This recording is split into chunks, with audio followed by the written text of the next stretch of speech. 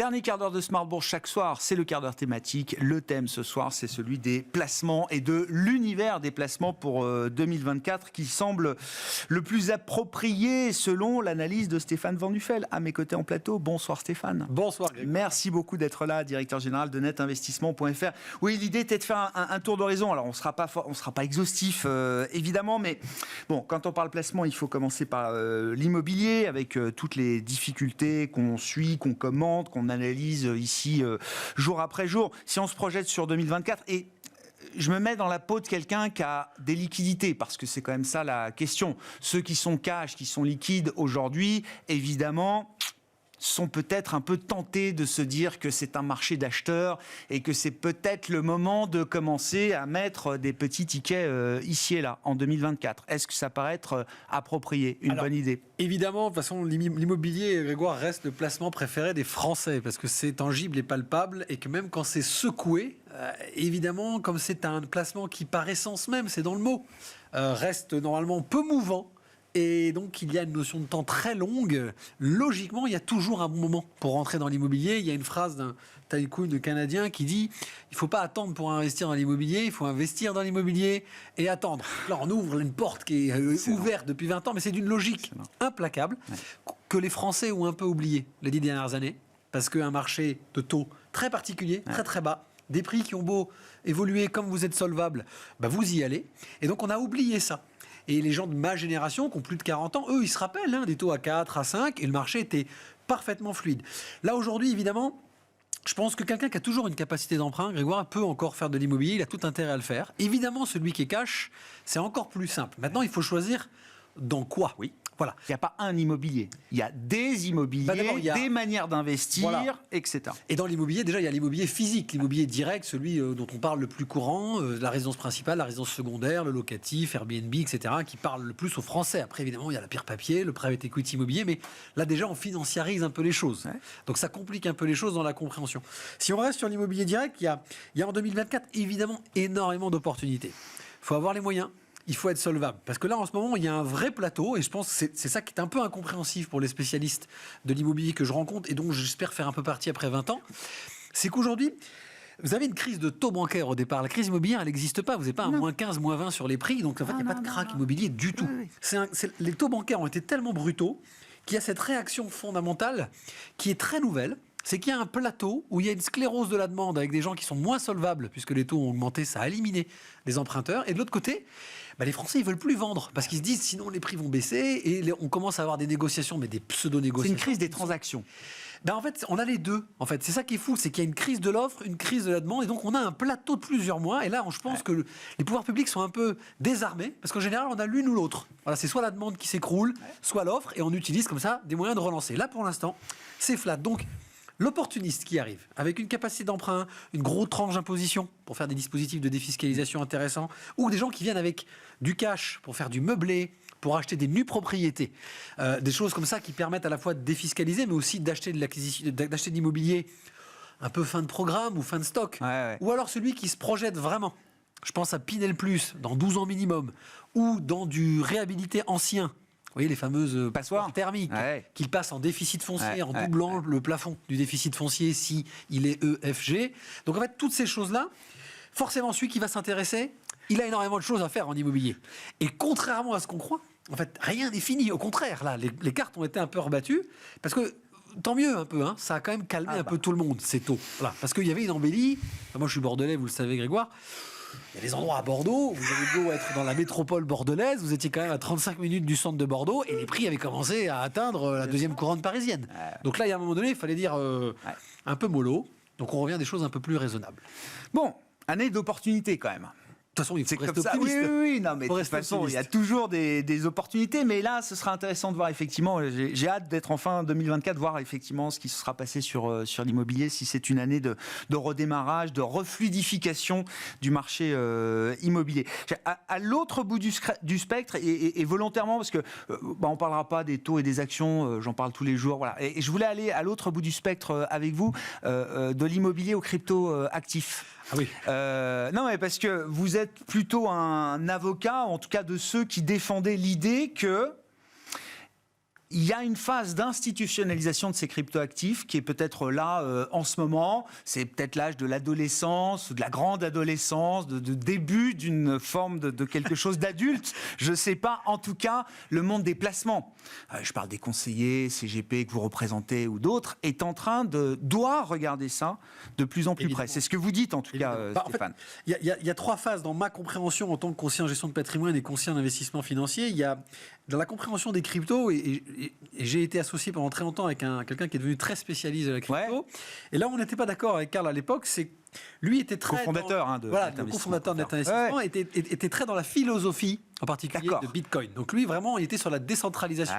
On réduit les coûts, on arrête d'avoir finalement les grands banquiers au-dessus, la World Company. Décentralise. Tout à fait logique quelque part. Il y avait une certaine logique. Et puis moi, je lui disais non, parce qu'en fait, le problème, c'est qu'on sait que tout produit, service financier qui devient intéressant, à la fin, il finit toujours dans les mains de la SEC qui doit donner un label. Pour faire un peu son français de service, je dis ça finit toujours entre les mains de Goldman Sachs, où ça parle aux gens, le grand méchant loup. Il y en a d'autres des bien pires, mais c'est pas grave. Donc en fait, la première phase, c'est qu'on s'est rendu compte que finalement, il y avait beaucoup d'incertitudes. Et il fallait, c'est terrible, hein, mais il fallait à cette classe d'actifs, donc les actifs numériques, parce que je n'aime pas utiliser crypto-monnaie, etc. Pour moi, ce ne sont pas des monnaies, ce sont des technologies. Donc tous ces actifs numériques, qu'ils soient des services, qu'ils soient des technologies ou même potentiellement des monnaies, si on veut mettre en place des systèmes d'échange, avaient besoin de se faire secouer. Et en fait, ce qui est très intéressant, Grégoire, et c'est pour ça qu'aujourd'hui, ça s'institutionnalise. Et ça s'institutionnalise aux banques centrales, qui commencent à regarder l'euro numérique, le dollar numérique, le yuan numérique. Demain, je vous le donne en mille, le peso numérique argentin, c'est sûr et certain. Toutes ces choses-là, en fait, arrivent parce que il fallait les bons vieux réflexes de la finance dans cette économie décentralisée qui, en gros, voulait dire dérégulée. Et en fait, ce qui se passe en ce moment, et j'en suis ravi parce que c'est ce que j'espérais, il y a une structuration du monde des actifs numériques qui n'est pas une régulation. C'est-à-dire que pour l'instant, personne n'arrive en disant ça va être comme ci, ça va être comme ça, vous n'avez pas le choix, c'est comme si. Même l'autorité des marchés financiers, avec le statut de prestataire de services numériques, le PSAN, de prestataire sur actifs numériques, le PSAN, est intelligent dans son approche. Oui, je comprends. La France est très en avance avec sa loi d'ADU sur les actifs numériques qui amène le futur décret européen MiCA qui rentrera en action à la fin de l'année, où en fait on va vraiment cadrer la façon de distribuer des solutions sur actifs numériques. Et ça donne de la confiance, à commencer pour le conseiller financier, le conseiller en gestion de patrimoine, pour proposer des produits à ses clients. On en est là ou pas, Stéphane ? Grégoire, moi en tout cas, j'en suis là. Ouais. Je sais, c'est pas simple pour un CGP vraiment de s'y mettre, parce que je peux pas avoir 50 000 statuts non plus. Ouais, vous êtes peut-être un peu en avance par rapport au consensus. Non, c'est pas ça, parce qu'il y a des gens très bien en France, qui le font aussi. Je les cite, il y a Coinhouse en France qui est une boîte française enregistrée à l'AMF depuis des années. Ils sont très en avance, vous avez des partenaires qui sont très en avance là-dessus. Moi aujourd'hui, ma vision elle est simple. Bon, vous savez que 50% des crypto-actifs monnaie, c'est Bitcoin. Donc il faut faire une grande différence entre Bitcoin et le reste du monde. Donc déjà, commençons par Bitcoin, cet étalon. Parce que pour moi, c'est un crypto-étalon. C'est une réalité. Celui-là, on s'est mis d'accord. C'est plus, on achète nothing, comme on disait. Là, on a une vraie notion. On s'est mis d'accord de gré à gré sur une valorisation de cet actif, comme quoi il est, entre guillemets, pas tangible et palpable, mais il est reconnaissable comme une autre fiduciaire, quelque part. D'accord. Donc, ça commence par quoi ? Peut-être dans une semaine, par l'acceptation par la SEC, qui est l'équivalent de l'AMF américaine, des premiers ETF réels, mis en place par BlackRock, la plus grosse société de gestion, et qui donc, là, donne une double légitimité. Ils ne peuvent plus passer au-delà de la structuration régulée, pseudo-régulée, parce que ça reste la SEC, donc c'est assez léger, mais là, ça passe donc par le filtre réel, comme n'importe quel produit financier. Et la vraie légitimité, c'est que vous avez la plus grande société de gestion financière, suivie par Fidelity, qui est la 3e, Franklin Templeton, qui est la 6e, qui vont faire la même chose. Et puis surtout, l'ETFisation de ces actifs-là, c'est quand même la voie royale pour le grand public. Indirectement, il existait déjà des ETF futurs, il existe déjà aujourd'hui des produits structurés sur Bitcoin. Mais ce sont finalement c'est du papier-monnaie, en fait, c'est un pari sur un cours. Là, quand vous allez créer un ETF de ce type-là, c'est un vrai ETF, vous devez être détenteur. C'est réplication physique. Donc forcément, il va y avoir un flux. Et là, la légitimité, c'est que vous avez des grosses sociétés américaines qui viennent. Et elles ne viennent pas juste parce que c'est dans l'air du temps et que philosophiquement parlant, c'est l'avenir. Non, elles viennent parce qu'il y a forcément des marges à remporter et elles viennent parce qu'elles veulent continuer à garder leur position. Et finalement, on revient sur le discours de mon associé Karl qui disait... Il ne faut pas se voiler la face, que ce soit demain dans 10 ou dans 20 ans, de toute façon, les actifs numériques, la technologie blockchain sera de toute façon notre quotidien, comme on ne peut plus se dire que l'intelligence artificielle ne sera pas notre quotidien. Oui, bien Donc, sûr. soit on se voile la face, soit on structure pour emmener nos clients intelligemment. Et vos clients, ils demandent ça aujourd'hui ou pas? Ou c'est plutôt vous qui, en tant qu'offreur de solutions, est-ce que c'est vous qui prenez le devant pour... Moi, j'ai pas le droit d'en distribuer.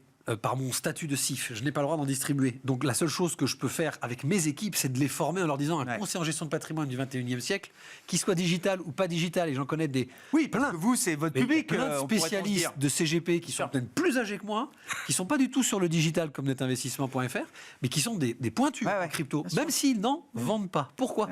Parce qu'en fait, vous ne pouvez pas être un conseiller en gestion de patrimoine et ne pas être capable d'expliquer ou de répondre à des questions à un client qui vous parle finalement du sens de l'histoire. Voilà, quel qu'il soit, ces cryptoactifs, ils seront dans notre vie quelque part, ils le sont de toute façon déjà. Bon, plaidoyer pour les cryptoactifs et un patrimoine plaidoyer pour l'avenir. Pour l'avenir. Une minute, est-ce qu'on peut dire un mot du non-coté là aussi, il y a un gros push vers le retail depuis une paire d'années maintenant.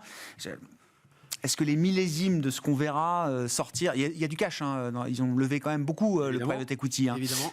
Est-ce que les millésimes qui vont sortir là, à partir de maintenant vont être des bons millésimes intéressants pour les particuliers à qui on les proposera? Si je le savais, je mettrais tout sur le rouge, un père et passe, Grégoire, donc je n'ai pas trop le droit. Non, la réalité sur le private equity, et on l'a vu sur en particulier le private equity à sous-jacent immobilier qui a été très à la mode les 3-4 dernières années, et là on a, à cause du marché immobilier qui se contracte, une petite complication de liquidité, ça reste du private equity, donc il faut alerter les clients là-dessus. Donc le millésime, ce qui est intéressant aujourd'hui, c'est que ça s'est démocratisé. On revient un peu sur l'institutionnalisation des cryptoactifs.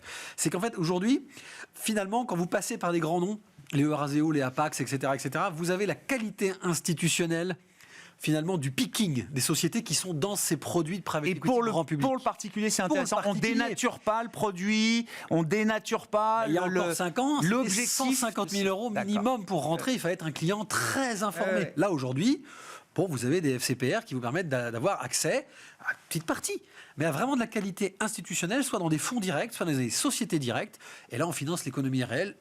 Que demande le peuple ? Gros mouvement, effectivement, depuis une paire d'années maintenant, effectivement, autour du les Français, en fait, ont envie de donner du sens à leur investissement et de financer l'économie réelle. Donc, le private equity, c'est logique, quelque part. Merci beaucoup, Stéphane, pour ce tour d'horizon des placements non exhaustifs. On n'a même pas parlé actions et taux, mais on aura parlé immobilier, cryptoactifs et non cotés avec vous, Stéphane Van Nuffel, directeur général de netinvestissement.fr.